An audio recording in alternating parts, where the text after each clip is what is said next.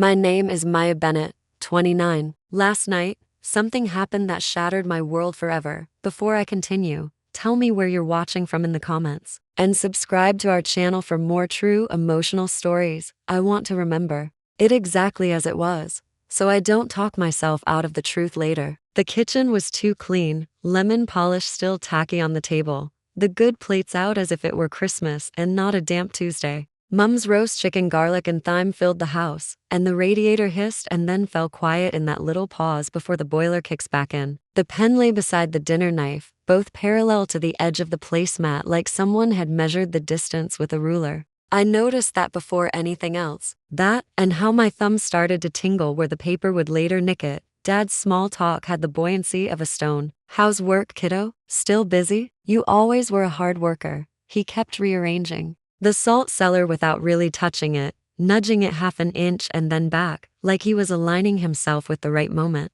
Mum kept darting to the oven for reasons that didn't require an oven. The timer never rang. My brother, Leon, came late with that breezy apology he reserves for the people he knows will forgive him. He kissed Mum's cheek, thumped Dad's shoulder, and tossed me a sweet grin that said, "We're still us, right?" He smelled like rain and a quick spray of aftershave. He didn't hug me. We don't really do that anymore. Dinner was ritual. Plates passed. Say when. The gravy boat making. Its rounds like a planet in an orbit I'd been born into. The chicken skin cracked under the knife, and Mum said, "Oh, that's perfect," to no one in particular. I swallowed too quickly, scalded the back of my throat, and told them about work and safe headlines, client presentations, deadlines. Late nights I pretended weren't lonely, and then, without a new breath entering the room, Dad slid the folder across the lemon slick table. The corner caught my thumb, and the sting bloomed. I stared at the thin line of red like it might tell me what to do.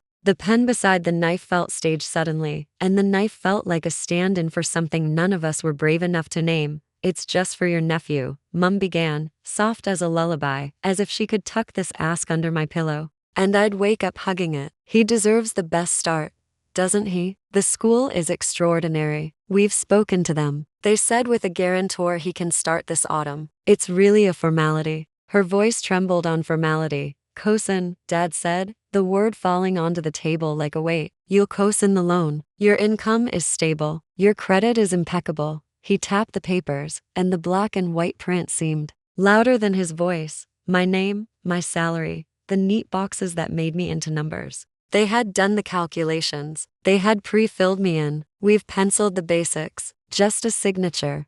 I could taste metal. It was the panic rising, that coppery tint my mouth remembers from childhood nosebleeds. I wanted to ask why I wasn't worth a fraction of the strategic planning when I was begging the bursar's office for one more week to pay. I wanted to say, "You have never asked me what I need." But my brother leaned forward first, elbows on the polish, and gave me the look, light, friendly, entitled as a sunny day. "You don't even have kids, May," he said quietly, like it was logic and not a knife. "This won't change your life." The radiator clunked, and the sound jolted me like a door slamming. I swallowed. The room smelled like roast chicken and printer ink. I thought about my little one-bedroom flat, about the way my kettle clicks off a beat before it boils. I thought about all the times I said I'm fine when the truth was I'm drowning. I thought about the single piece of paper folded twice in my coat pocket, bought at 4 that afternoon when a nameless dread made me step off the curb and into the station, a one-way train ticket home. I started. Mum's eyes were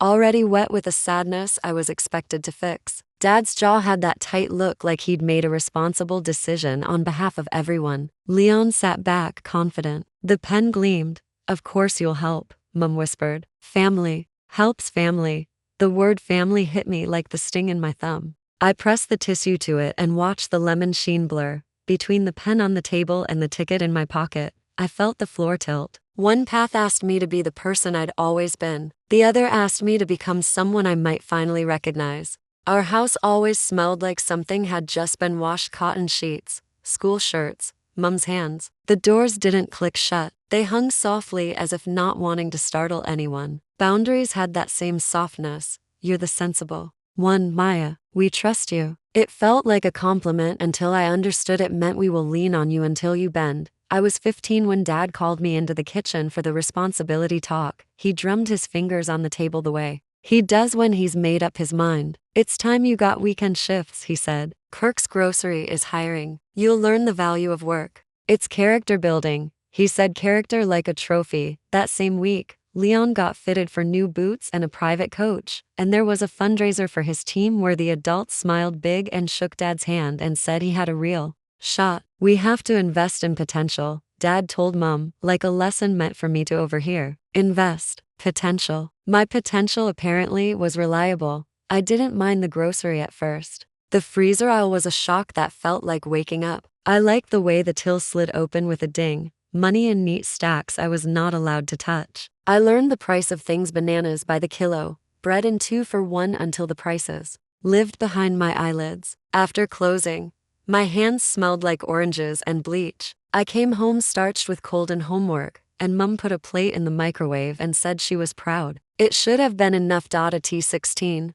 the split was visible. My thumbs were purpled from the stamp pad. My hair smelled faintly of fryer oil no matter how I scrubbed. Leon's kit still creased from the shop bag, all promise and clean lines. You're so responsible, Mum told me when I asked why he didn't have a weekend job. He needs to focus. When I turned 18, I had a wad of tips folded into an elastic band and eyes that ached from counting. I bought a second-hand hatchback with a seatbelt that caught my coat like a jealous hand. The engine rattled like an old man clearing his throat. I named it Sparky because I wanted the name to make it braver. A month later, Leon drove up in a new car, ribbon looped like a joke we were all in on. Dad had found a deal. Mum said it's safer for him to have something reliable and put her hand on my arm to soften it. I smiled so hard my jaw clicked. It was around then that I learned the art of the small swallow. I swallowed when I overheard Dad say, "We'll top up his FEs if we need to." I swallowed when Mum told me I was so good with money after I skipped the end-of-year trip because I couldn't justify the bus fare. I swallowed when my friends asked why my parents weren't at the school showcase and I joked about them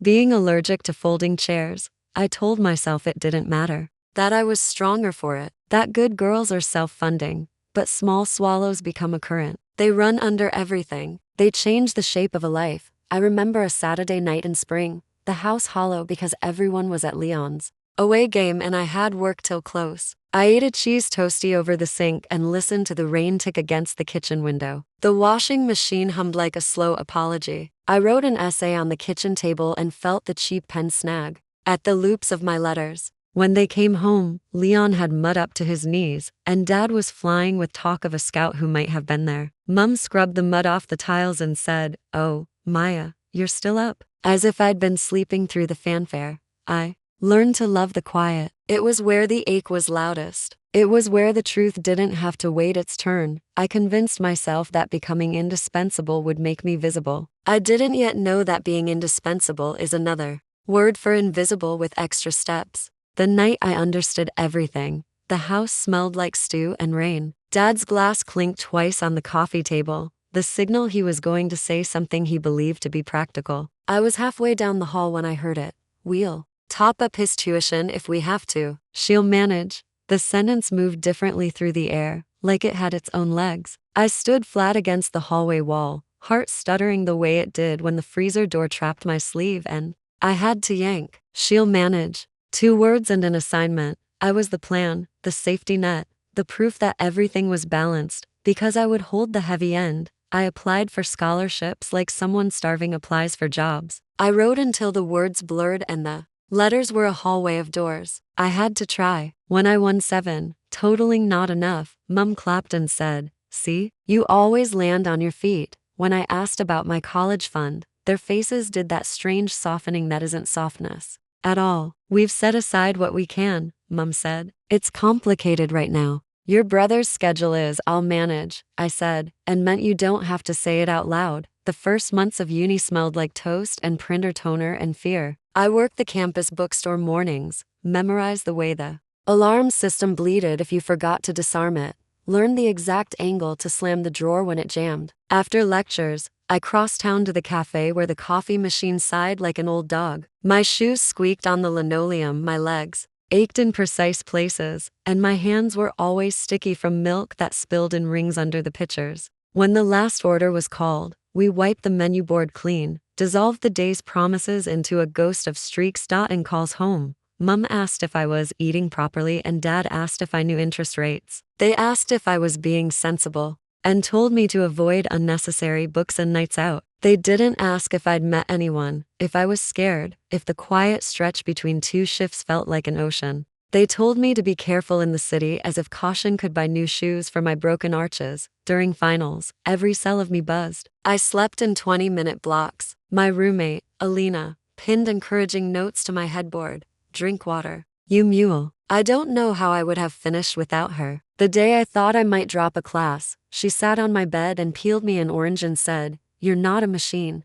I ate it segment by segment as if it were medicine. Graduation day fell into June. Sun, the air a vibration of insects and heat. The cap's elastic bit into my scalp, and I waited to find my parents in the crowd. I found them long enough to see them stand, check their watches, and step into the aisle. "We've got to beat the traffic," Dad said when they hugged me. Outside, Leon's scrimmage at 4, Scout maybe. Mum pressed a card into my hand. It was heavy with something plastic, and I told them it was fine and that I understood. After the ceremony, alone in the dorm, I cut a cake with a plastic knife and ate a hot slice with too much icing, and it slid, sweaty, on the cardboard. The card held a gift card to a homeware shop. 50, for the next chapter, Mum had written in her neat cursive, as if money sanctioned the sentiment. That night, I cried for the first time about any of it. Not pretty tears, the real kind that make your face look like someone else's. I put my phone face down and waited for it to buzz with something I knew wouldn't come. The flat next door had a party. Someone sang off-key. I turned the shower on to drown them out, and stood there until the hot water ran thin. I told myself the cost was a tax you pay to build a life that's your own. I didn't know how high the interest would be, or how long they'd still believe I belonged to them. I moved to the city with 3 suitcases and a plant that died on the second day because I forgot it in the car while I negotiated the lease. The flat was a studio with a radiator that whistled like it had seen things. The windows let in a sliver of sky like a held breath. I laid a second-hand rug that curled at the corners and told myself it made the place look intentional rather than temporary. Life turned into columns and rows. I built a spreadsheet and named it Survival. Sex, because humor is easier to hold than fear. Rent, utilities, transport, debt, minimum payments in red, and the extra 15 or 20 I'd throw in when courage struck. Groceries, beans, rice, tinned tomatoes, fruit when it was marked down. I learned which shop hid the yellow stickers and what time they came out. I learned that hunger has a voice, and it's reasonable at first. I cut my own hair in the bathroom mirror, sunlight bouncing off the cheap glass. I watched tutorials to fix a leaky tap because the landlord had a tone that said he was doing me a favor renting to me at all. When a tooth ached enough to make my eyes water, I pressed a cold spoon to my cheek and told myself to wait until next month. I bought a heating pad for period cramps and slept with it like a pet. Work had stairs I didn't know how to stand on. I learned quickly. I spoke last, listened first, noticed who laughed at the wrong time. I got a mentor in the shape of Laura Sharp, steady, kind in a way that makes you stand up straighter. She told me my decks were clean and my instincts were better than I trusted them to be. She told me to ask for what I needed and then practiced with me so I wouldn't choke. I went home after those meetings and felt 10 degrees warmer. Meanwhile, Leon posted photos of his new place, the sofa arriving in plastic shrouds, the TV still boxed, a caption about adulting that made me laugh and then not. Mum texted to say they were helping until he gets settled. When I mentioned the dentist, she said, "Teeth can wait, darling," and told me about the laptop they'd picked up for him because he needs a good machine for work. Needs. I learned how elastic that word can be, how it stretches too. Cover what you want for the people you favor. I taped my charger cord with electrical tape and whispered please when the socket sparked. The coffee machine in the office spit a hiss that sounded like push-through, and I listened. There were nights when I got home and the air in the flat felt heavy from not enough people breathing it. I'd crack the window and listen to rain pinging off the fire escape, and it sounded like typing. The engagement party came the following summer. I pressed my only nice dress with my straighteners and walked into a room washed in fairy lights and the aftershave of men who wanted to be noticed. I found Mum's face lighting up like a stage every time Leon turned his head. I went for air and stood near the open doors where the night carried whispers like leaves. And I heard it, Dad's voice, proud, happy, unguarded, telling an uncle, "We're helping them with the down payment. It's the least we can do. The least." I felt something in me place itself down and refuse to pick itself back up. Inside, I clinked a glass and gave a toast I don't remember. I smiled at Megan and meant it because none of this was her fault. I danced with my cousin, who complained about her boss, and I nodded and nodded and nodded. I hugged Mum and let her kiss my cheek, and her perfume stuck to my collar like a thumbprint. I went home and lay awake staring at the ceiling where the streetlight drew stripes. I tried to imagine the conversation where they offered me even a fraction of that vote of confidence where they said, "We've got you." It wasn't that I wanted their money. I wanted to live in a world where I might have been the person you invest in when you love them. I kept going. I always keep going. A year later, when I landed my first real account, the kind that makes everyone sit up and say your name like a question that just became a fact, I called home, heart sprinting. Mum's voice was warm but distracted. "Darling, can I call you back? Tyler's swim class is starting. He's nervous today." She didn't call back. I wasn't surprised. I still felt tired. I went home that night to my studio, poured fizzy water into a wine glass because celebration is a muscle, and promised myself I would not be the thing they kept balancing the books against. When the loan papers slid toward me months later, with my numbers in their boxes, and my brother's voice cutting me down to size, it wasn't a shock. It was a confirmation. The only question left was whether I would keep playing my part or choose the next scene myself. I stared at the papers and saw them as a years-long collage. The receipt I kept from my first shift at the grocery because I was proud. The leaflet for Leon's fundraiser. The scrap of ribbon I found in the bin after his car was delivered and put in my pocket like a joke I'd later understand. Every artifact had been laid down, glued with politeness, and covered with lemon polish. Now the picture was clear. "I need the bathroom," I said. I took the folder with me. The hallway smelled like roast chicken settling into plates. The bathroom light hummed and flickered once before agreeing to stay on. I locked the door. On the counter sat Mum's old coral lipstick. I leaned on the sink with both hands and watched my breath fog the mirror and fade. My phone felt like a stone in my pocket. I opened the cab app, thumbed my address, then the station. 10 minutes. The little car icon looked impossibly small. I texted Rachel, "It's happening." 10 minutes. 3 dots showed up, disappeared, showed up again. "You've got this. Call me when you're safe. Proud of you." I washed my hands and then washed them again because the thrill of fear had slicked my palms. I pressed a paper towel to my eyes, not crying, not yet, just containing the spill. Through the wall I could hear the scrape of chairs, the low murmur of Dad performing reason, Mum performing hurt, Leon performing faith in the inevitability of my compliance. I touched the door handle and thought of every door in that house that never really closed. When I walked back into the dining room, I was steady. "I need to grab my charger from the car," I said to the room, to the tableau, to the lemon gloss. "My battery's about to die." The pen was a sliver of light. That didn't touch me. Outside, the evening had gone black, blue, and wet. The air smelled like leaves and the cold metal of rails. The cab rounded the corner before anyone followed. I slid into the back seat. The driver said, "Where to?" And when I said, "Station, please," his eyes met mine in the mirror for a second and he nodded like he understood more than I'd said. The city slid toward me. The wipers clicked a rhythm that let me breathe in between. At the station, I bought a tea I didn't drink and stood under the departures board like a person who had their whole life in a tote bag and wasn't panicking at all. My hands shook anyway. When the train pulled in, the heat of it blew my hair across my face and the smell of metal and old seats and damp wool filled my lungs. I found a seat by the window and watched the platform move like a stage set, and the tears came not loud, not cinematic, just the quiet, mean kind that clock up behind your nose and make your skin feel wrong. I let them. No one looked. Maybe they did and looked away. Either way, it was mine. Back at my flat, the radiator breathed like an old pet. I shut the door with my hip and leaned my forehead against the wood and listened to the smallness of my home. I turned my phone face down on the table and it lit calls, texts, voicemails that stacked themselves on top of one another until the screen looked like a city skyline. The words in the previews moved through their phases.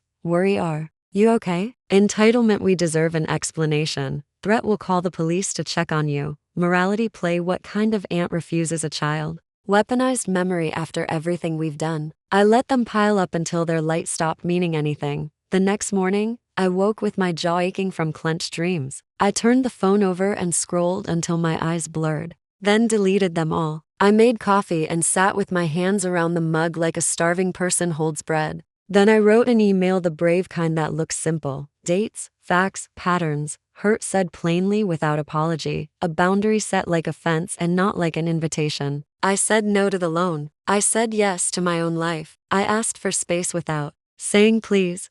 They replied by nightfall. We are deeply hurt, it began. I stopped there because I already knew the ending. The hurt they name is the shape of the mirror when it's turned back toward them. I changed my number the next day and sent it to the few who needed it. The SIM packet tore satisfyingly. The tiny click of connection felt like a lock sliding into place. I slept through the night for the first time in months. Time did its strange work. After that, weeks turned into a season. I went to therapy, sat on a sofa that smelled faintly of eucalyptus and old paper, and said the sentences out loud to someone whose job was to witness and not rearrange. She said the words financial favoritism and role assignment, and something in my spine realigned. I started running again, early, before the streets belonged to anyone else, and my breath made little clouds in the cold. I climbed career steps 2 at a time. When I cleared the last of the old debt, the tiny drips left over from a life lived in minimums, I bought flowers because I finally could, and they leaned their heads into my kitchen like friends. When it rained, the sound on the fire escape made a music I want to remember when I doubt myself. When I signed papers for a place of my own more than a studio, late that stays afternoon, I cried in the estate agent's office and didn't apologize for it. The keys press crescents into my palm and I press back. Sometimes I still hear the radiator hiss of my parents' house in my memory. Sometimes I can smell the lemon polish the way a bruise can be pressed to prove it's there. I set my own table now. My pen lies exactly where I leave it. No one slides anything at me. A month ago, a letter arrived from my nephew, crayon handwriting serious as a contract. Dear Aunt Maya, my teacher says everyone has a story. What is your story? I wrote back 1 page. Simple and kind, no return. Address? I told him I liked books and thunderstorms, that I learned to make soup when I was small, that when I was his age I climbed a tree and stayed too long because it felt like a place no one could reach me. I told him stories can be true and gentle at the same time. I put the letter in a postbox and walked away feeling the shape of both loss and love sitting side by side like people on a bench who don't look at each other. If you're reading this, because you're standing at your own polished table and someone has lined up a pen with a knife and called it love, hear me, you're allowed to stand up. You're allowed to say no and mean yes to yourself. Boundaries aren't fences around your heart, they're doors you lock because you deserve to feel safe inside. What would you have done in my place? Tell me in the comments. Don't forget to like and subscribe for more emotional real life stories.